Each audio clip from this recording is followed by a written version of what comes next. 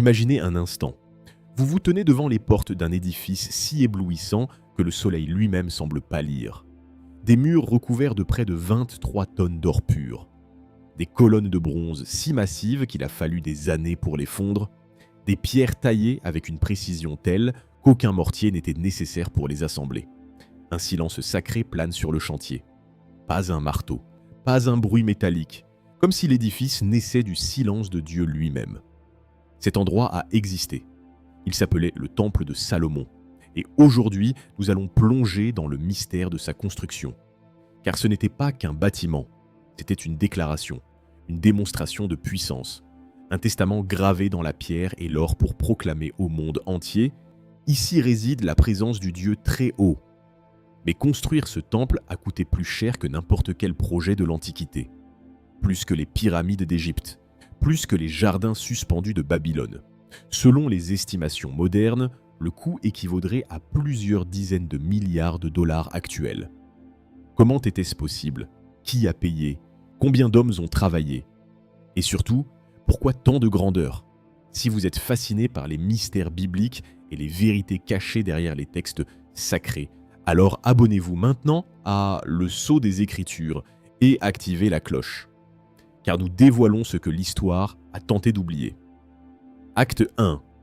La promesse d'un roi. Tout commence avec un homme, David, roi d'Israël. David n'était pas un roi ordinaire. Guerrier redoutable, poète inspiré, homme selon le cœur de Dieu, mais il portait en lui un fardeau. L'Arche d'Alliance, symbole même de la présence divine, reposait sous une simple tente de toile. David habitait un palais de cèdre. Dieu, lui, demeurait sous une tente. Cette pensée le tourmentait. Un soir, David convoque le prophète Nathan et lui confie son désir. « Je veux bâtir une maison pour l'Éternel. » La réponse de Dieu, transmise par Nathan, est stupéfiante.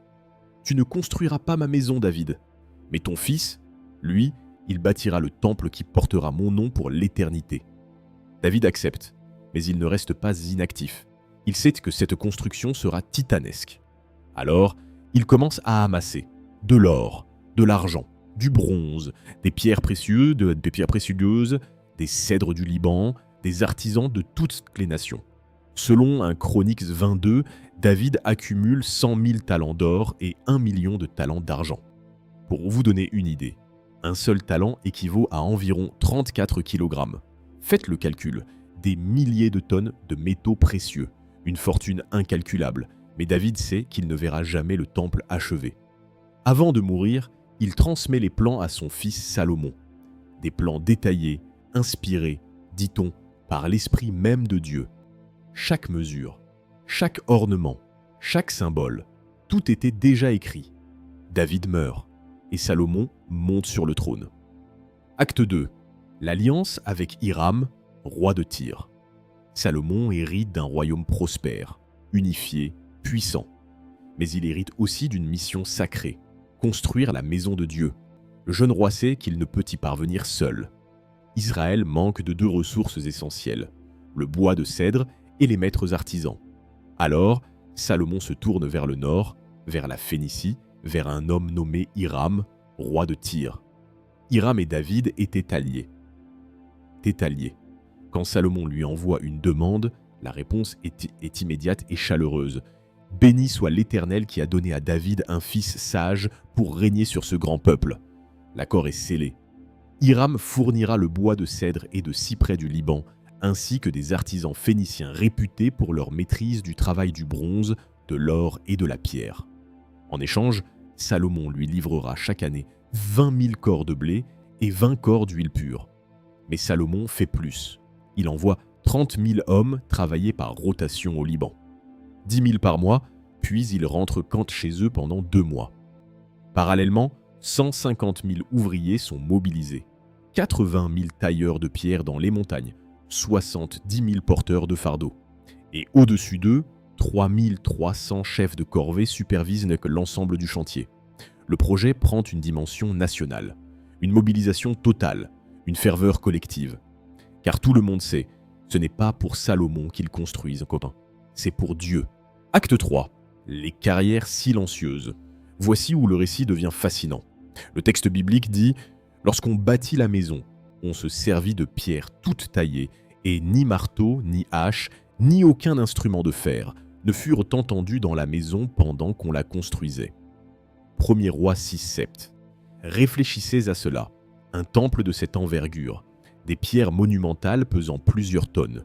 Et pourtant, pas un bruit de métal sur le chantier. Comment est-ce possible? La réponse se trouve dans les carrières. À plusieurs kilomètres de Jérusalem, dans les montagnes, des milliers d'essiers et de tailleurs de pierre travaillaient. Chaque bloc était taillé, mesuré, ajusté à la perfection avant d'être transporté. Lorsque la pierre arrivait sur le site du temple, elle s'emboîtait avec une précision millimétrique. Aucun ajustement nécessaire, aucun bruit, aucun métal. Pourquoi cette exigence? Parce que le temple n'était pas un bâtiment ordinaire. C'était un espace sacré, le lieu où Dieu choisirait de poser son nom. Et dans ce lieu, même les sons de la construction devaient refléter l'ordre divin, la perfection, la paix. Certains chercheurs modernes ont identifié ces anciennes carrières sous la vieille ville de Jérusalem. Des galeries souterraines immenses, témoins silencieux de ce labeur méthodique et révérencieux. Acte 4. Les colonnes de bronze et l'or éblouissant. Puis arrive Hiram-Abi, l'artisan envoyé par le roi de Tyr. Fils d'une veuve de la tribu de Nephtali et d'un père tyrien, cet homme est décrit comme rempli de sagesse, d'intelligence et de savoir pour faire toutes sortes d'ouvrages en bronze. 1er Roi 7,14. Hiram-Abi est chargé de créer les pièces maîtresses du temple. Et quelle œuvre il réalise? Il coule 2 colonnes de bronze devant l'entrée du temple. Jachin et Boaz. Chacune mesure 8 mètres de haut, avec un chapiteau de 2 mètres. Leur circonférence? Plus de 5 mètres. Ces colonnes ne soutenaient rien structurellement. Elles étaient symboliques. Jachin signifie « il affermira ». Boaz signifie « en lui est la force ». Ensemble, elles proclamaient « Dieu affermi, en lui est la force ». Hiram-Abi crée également la mer de bronze, un bassin colossal de 4,5 mètres de diamètre, reposant sur 12 bœufs de bronze. Il contenait environ 44 000 litres d'eau destinée aux purifications rituelles des prêtres. Mais ce n'est rien comparé à ce qui se passe à l'intérieur. Le Saint des Saints, la chambre la plus sacrée, est entièrement recouvert d'or pur. Les murs, le sol, le plafond, tout. Salomon fait sculpter des chérubins en bois d'olivier, hauts de 4,5 mètres, et les recouvre d'or. Leurs ailes déployées se touchent au centre de la pièce, formant un trône invisible pour la présence divine. L'or utilisé, 23 tonnes, soit environ 800 000 onces troy. Au prix actuel de l'or, cela représenterait plus d'1 milliard de dollars, pour une seule pièce. Acte 5, le jour de la consécration. Après 7 ans de construction, le temple est achevé. C'est la 4e année du règne de Salomon que les travaux commencent. La 11e année, au mois de Boule, tout est terminé. Alors, Salomon convoque tout Israël, les anciens, les chefs de tribus, le peuple entier. L'arche d'alliance est transportée depuis la cité de David jusqu'au temple. Les prêtres la portent avec une révérence absolue. Salomon sacrifie 22 000 bœufs et 120 000 brebis. Le sang coule, l'encens monte, les chants résonnent. Puis vient le moment sacré. Les prêtres déposent l'arche dans le Saint des Saints sous les ailes des chérubins. Ils reculent. Et soudain, lorsque les prêtres sortirent du lieu saint, la nuée remplit la maison de l'Éternel. Les prêtres ne purent pas y rester pour faire le service à cause de la nuée, car la gloire de l'Éternel remplissait la maison de l'Éternel. 1er Roi 8:10 à 11. La Shekinah, la gloire visible de Dieu. Elle descend, elle remplit le temple. Dieu accepte l'offrande. Il pose sa présence sur terre. Salomon lève les mains et prie. Sa prière est l'une des plus belles de la Bible. Mais quoi? Dieu habiterait-il véritablement sur la terre? Voici, les cieux et les cieux des cieux ne peuvent te contenir. Combien moins cette maison que je t'ai bâtie? 1er Roi 8:27. Le paradoxe est sublime. Le temple, aussi grandiose soit-il, ne peut contenir Dieu. Et pourtant, Dieu choisit de se manifester là, non parce qu'il en a besoin, mais parce qu'il désire être proche de son peuple. Acte 6. Le coût véritable. Revenons aux chiffres. Combien a réellement coûté ce projet? En plus des métaux précieux accumulés par David, Salomon dépense des sommes astronomiques. Le bois du Liban, les salaires des 30 000 Israélites envoyés en rotation, les 150 000 ouvriers mobilisés pendant 7 ans, les artisans phéniciens, les sacrifices, les ornements, les vêtements sacerdotaux, les ustensiles en or pur. Des historiens et économistes modernes ont tenté d'estimer le coût total. Les estimations varient, mais convergent vers un montant équivalent à 40 à 60 milliards de dollars actuels. Certains vont jusqu'à 100 milliards. Pour mettre cela en perspective, les pyramides de Gizeh ont coûté, selon certaines estimations, entre 5 et 10 milliards de dollars en équivalent moderne. Le temple de Salomon les surpasse. Mais au-delà de l'argent, le coût humain est immense. 7 années de labeur, des milliers d'hommes loin de leur famille, des artisans travaillant avec une précision obsessionnelle, une nation entière mobilisée autour d'un seul objectif. Pourquoi? Pour la gloire de Dieu, pour créer un espace où le ciel et la terre se rencontrent, pour offrir au Créateur de l'univers une demeure digne de son nom. Le temple de Salomon a duré environ 400 ans. En 586 avant Jésus-Christ, Nabuchodonosor, roi de Babylone, détruit Jérusalem. Le temple est incendié, l'or est pillé, les pierres sont renversées. Un silence de mort tombe sur le mont Morija. Mais quelque chose demeure. Le temple de Salomon n'a jamais été qu'un symbole, un prélude, un avant-goût d'une réalité plus grande.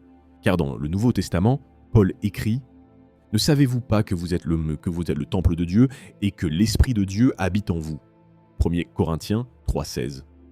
Le projet le plus coûteux de l'histoire n'était pas destiné à durer éternellement. Il était destiné à nous enseigner une vérité. Dieu ne cherche pas des bâtiments, il cherche des cœurs. Le temple de pierre a été détruit, mais le temple vivant, celui formé par tous ceux qui croient, demeure. Et ce temple-là, aucun empire ne pourra jamais le renverser. Ce que Salomon a bâti en 7 ans, Dieu le bâtit en nous pour l'éternité. Le temple de Salomon nous rappelle que rien n'est trop beau, trop grand, trop coûteux pour honorer Dieu. Salomon a donné le meilleur, l'or le plus pur, les pierres les plus parfaites, le silence le plus sacré. Et aujourd'hui, Dieu nous demande la même chose. Non pas des trésors matériels, mais nos vies entières. Taillées, purifiées, consacrées. Car si le Tout-Puissant a accepté un temple de pierre, combien plus désire-t-il habiter dans des cœurs humbles et repentants? Pause musicale solennelle. Alors voici ma question pour vous aujourd'hui. Quel temple construisez-vous? Celui des richesses périssables ou celui de l'éternité? Partagez vos réflexions en commentaire. Et si cette vidéo vous a touché, abonnez-vous à Le Sceau des Écritures pour découvrir d'autres mystères bibliques qui changent notre regard sur la foi. Que la paix du Seigneur soit avec vous.